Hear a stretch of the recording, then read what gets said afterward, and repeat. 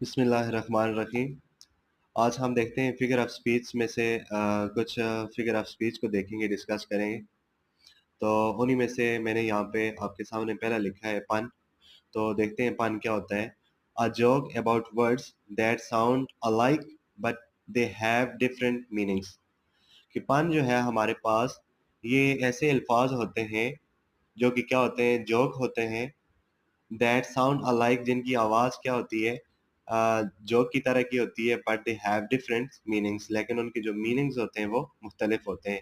Example से समझते हैं, जैसे मैंने आपके सामने एक एग्जांपल लिखी है, grammar lovers have lots of common sense. अब यहाँ पे बात करें, आप कहेंगे ये कॉमन सेंस तो नहीं होता, ये कॉमन सेंस होता है।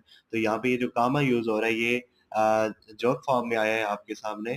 तो आप इसको कह सकते हैं कि ये जो हमारी फिगर ऑफ स्पीच है, ये जो वर्ड है, ये किसको डिमॉन्स्ट्रेट कर रहा है, ये दिखा रहा है कि ये हमारा जो एज अ कामा यहाँ पे ये वर्ड यूज हुआ है, ये पन को जाहिर कर रहा है। तो इस तरह की जो फिगर ऑफ स्पीच होगी वो पन होगी। इस तरह it's hard to beat boiled egg for lunch. अब देखें, हमने जो बॉइल्ड अंडे किए हुए हैं, हमने उबाले हुए अंडे हैं और लंच के लिए हमने अपने लंच के लिए तैयार किए हुए, हमने उनको शिकस्त तो नहीं देनी ना, बेसिकली हमने उनको क्या करना है, खाना है। लेकिन ये यहाँ पे एक जोक फॉर्म में आपको क्या कर रहे हैं, बता रहे हैं, और असल जो रियल मीनिंग है इसके वही बन रहे हैं। आगे देखें एक और example, tomorrow you shall find me a grave man.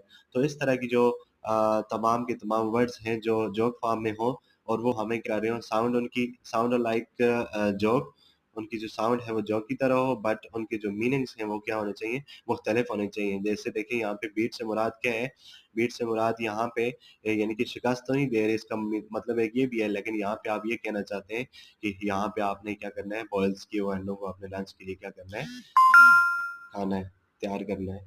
तो इसी तरह आगे आ जाता है, यानी कि ये हमारा पान बेसिकली क्या है, ये हमारे वर्ड्स के ऊपर एक प्ले है, जो ह्यूमरस इफ़ेक्ट, हम जब वर्ड्स को यूज़ करते हैं, ह्यूमरस इफ़ेक्ट को क्या कर रहा होता है, प्रोड्यूस कर रहा होता है, और ये हमें 2 या उससे ज़्यादा मीनिंग्स जो हैं, वो भी सजेस्ट कर रहा होता है, और इसके अलावा ये हमें सिमिलरिटीज़ जो होती है हमारी साउंड की, उनको भी एक्सप्लॉइटिंग कर रहा होता है, और इनके जो मीनिंग्स होते हैं, वो ऑलवेज़ क्या होते हैं, डिफरेंट होते हैं।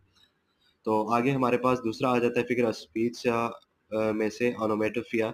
ये भी फिगर ऑफ स्पीच होता है जहाँ पर हम where a sounds like that things it describe, कि हमारी जो चीज़ होती है उससे मिलती-जुलती उसकी जो होती है साउंड्स को हम डिस्क्राइब कर रहे होते हैं। जैसा कि पहली एग्जांपल है, the clock is making the ticking sound. अब घड़ी को आप देखें, घड़ी की जो साउंड होती है, आवाज़ होती है, वो कैसे होती है, टिकिंग कर रही होती है। तो घड़ी से मिलती-जुलती जो उसकी साउंड्स होती है वो क्या होती है, टिकिंग होती है।